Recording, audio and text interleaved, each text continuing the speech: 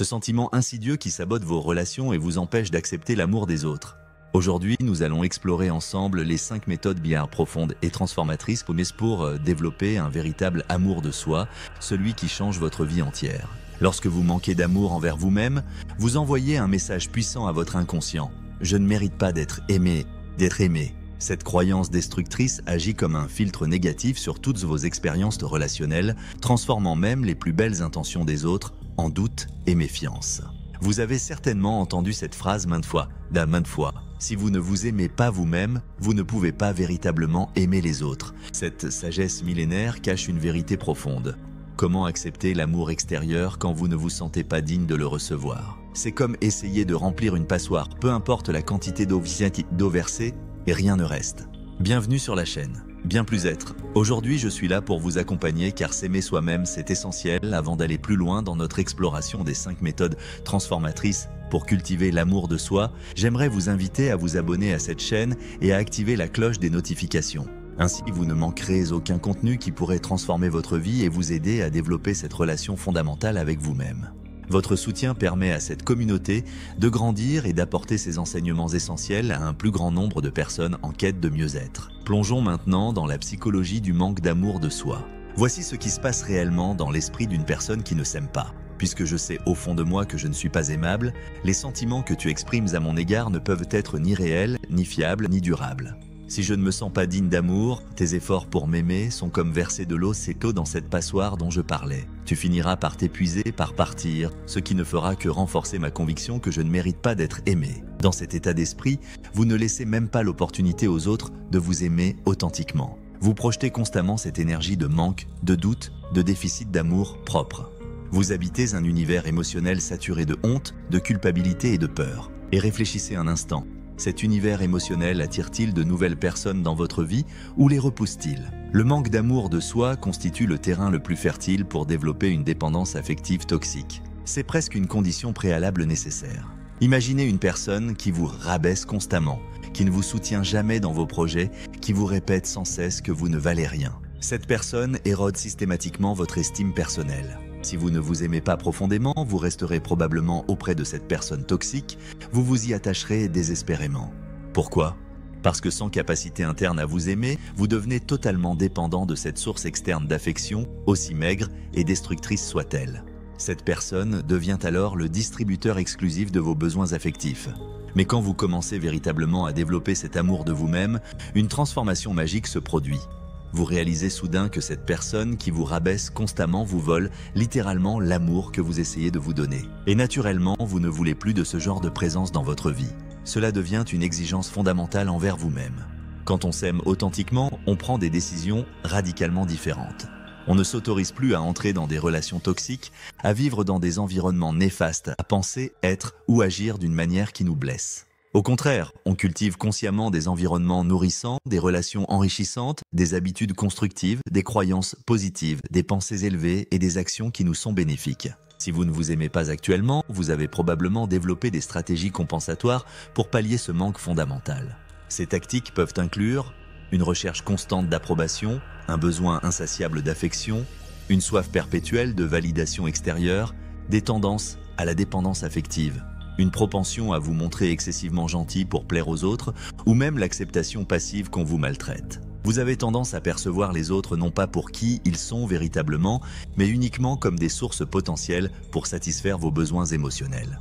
Vous n'appréciez pas réellement leur essence, mais ce qu'ils peuvent vous apporter. Et inévitablement, vous n'obtenez jamais les relations épanouissantes que vous méritez. Vous vous sentez perpétuellement perdu et frustré. Alors comment faire pour ne plus souffrir de ce manque d'amour de soi ? Comment apprendre réellement à s'aimer? Vous avez peut-être déjà exploré certaines approches.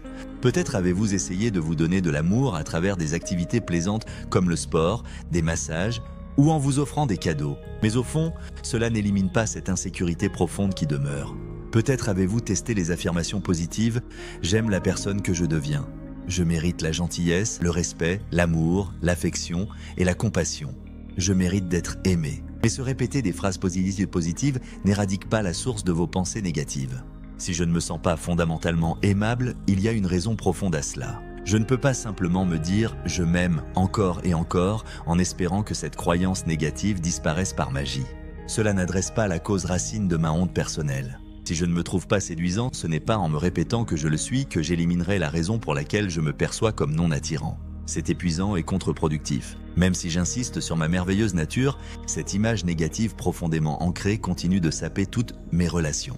Peut-être avez-vous tenté de recenser toutes les preuves qui feraient de vous une personne méritant d'être aimée.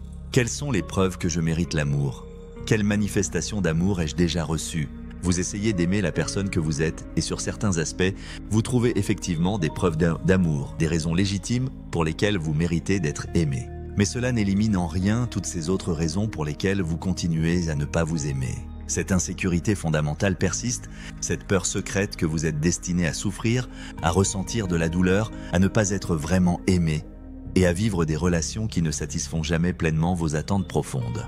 Et inévitablement, cette peur, cette insécurité se manifeste concrètement dans votre réalité. Ce n'est pas de la loi d'attraction ou de l'ésotérisme, c'est parce que vous mettez inconsciemment en place des mécanismes de sabotage qui détruisent vos relations les plus précieuses. Alors quelle est la véritable solution?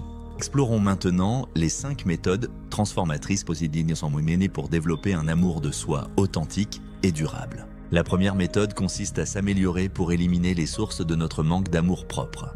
Concrètement, travaillez sur vous-même pour devenir meilleur selon vos propres critères.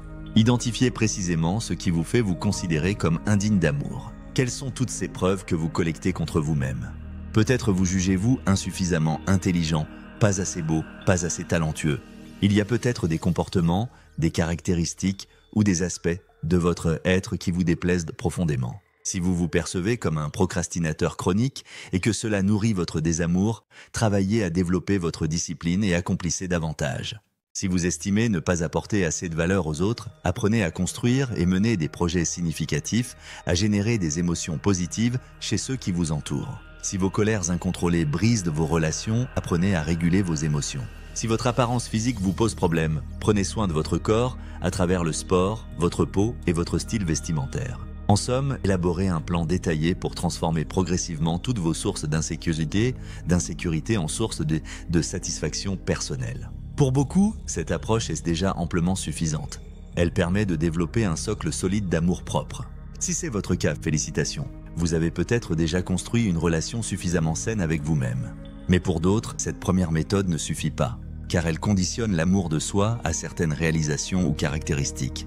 C'est un amour conditionnel. La deuxième méthode propose donc de remettre en question les preuves mêmes de notre manque d'amour propre. Quand vous vous demandez pourquoi vous ne mériteriez pas d'être aimé, certaines preuves émergent dans votre conscience. Cela signifie que vous avez établi des règles, des conditions précises qui définissent votre valeur personnelle. Si je n'ai pas ceci, si je ne fais pas cela, si je ne suis pas comme ça, alors je suis indigne d'amour. Mais est-ce vraiment vrai?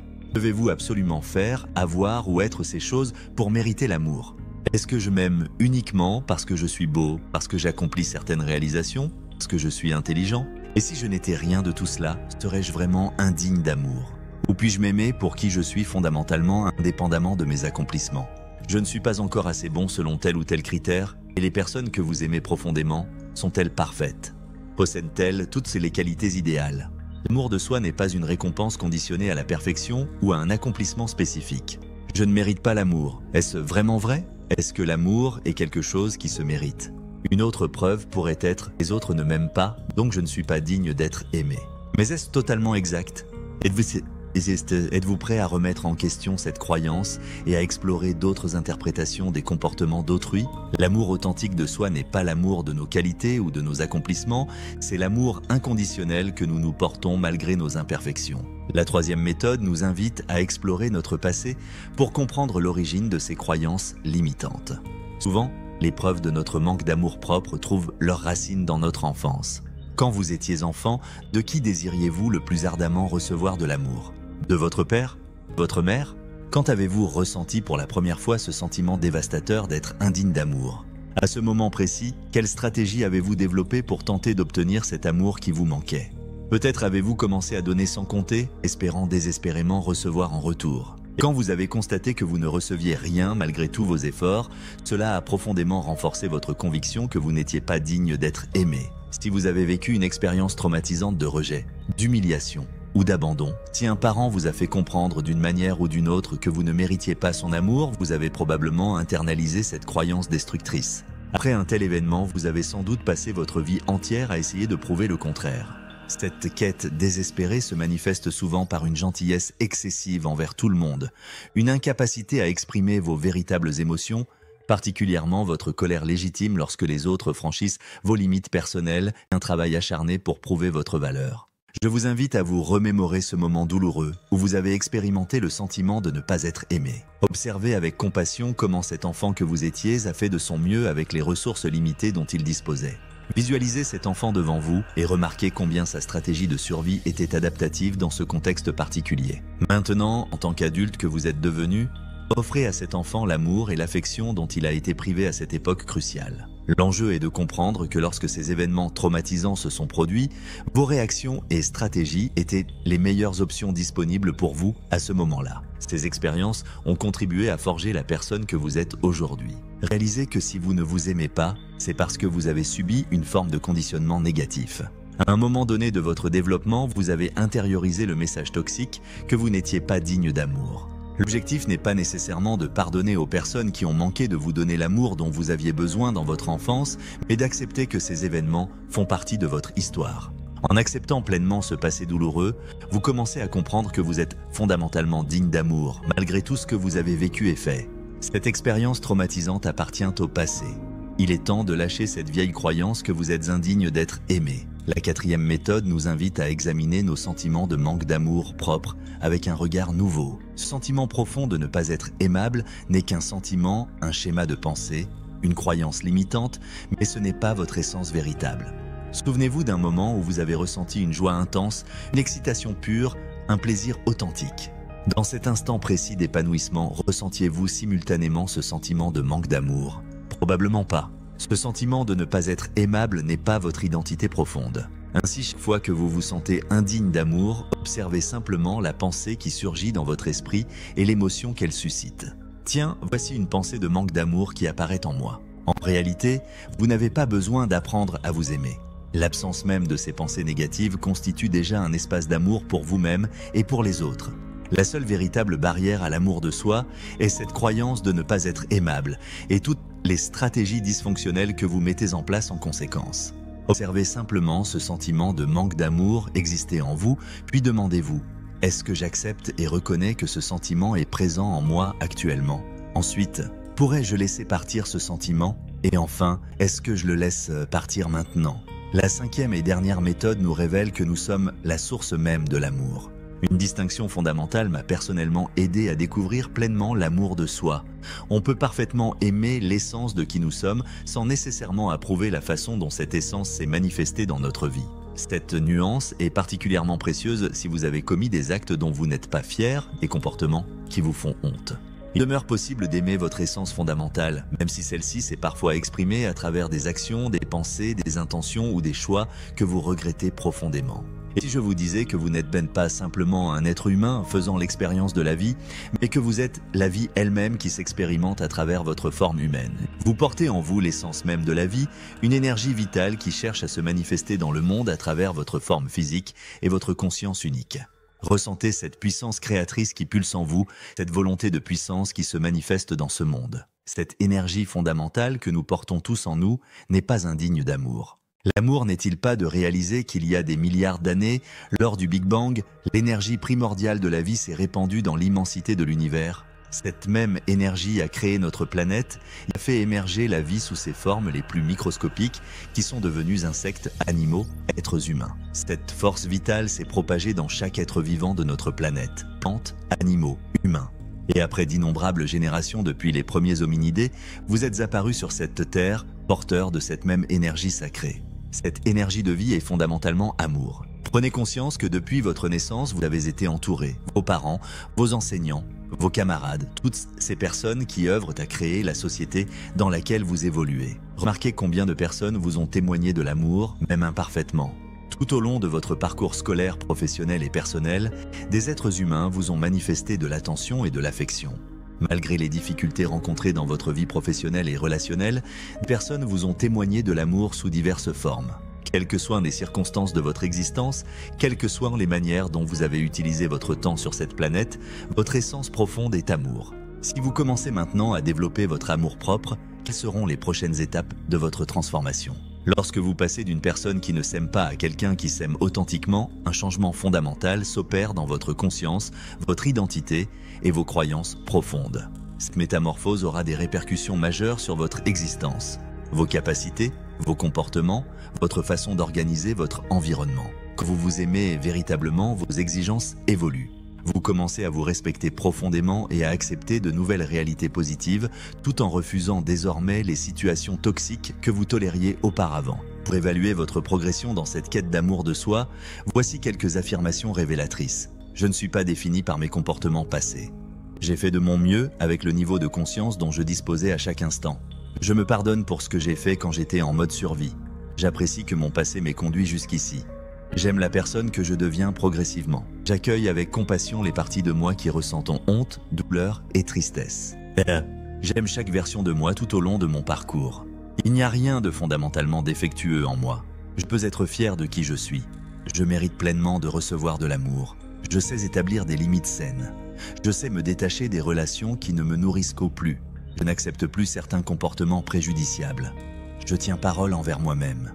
Je m'aime inconditionnellement et me considère comme intrinsèquement digne d'amour. En résumé, voici les 5 méthodes transformatrices pour développer un amour de soi authentique. Premièrement, s'améliorer et travailler sur soi pour éliminer les sources d'insatisfaction. Deuxièmement, réaliser que vous n'avez pas besoin d'avoir, de faire ou d'être quelqu'un d'autre pour vous aimer pleinement. Troisièmement, accepter que vous n'avez peut-être pas reçu tout l'amour nécessaire dans votre passé, mais comprendre que ce passé ne définit pas votre avenir. Quatrièmement, prendre conscience que le manque d'amour n'est rien d'autre qu'un sentiment, une pensée transitoire qui traverse votre esprit. Cinquièmement, vous reconnecter à l'essence profonde de la vie que vous portez en vous, cette essence qui est fondamentalement amour. Si cet enseignement vous a été utile, je vous invite chaleureusement à le partager avec au moins une personne de votre entourage qui pourrait en bénéficier. N'hésitez pas à laisser un commentaire et à aimer cette vidéo. Votre engagement est crucial pour le développement de cette chaîne. N'hésitez pas à me dire en commentaire quel sujet de vidéo voulez-vous que l'on aborde. Au revoir et prenez soin de vous avec amour. Je crois en vous.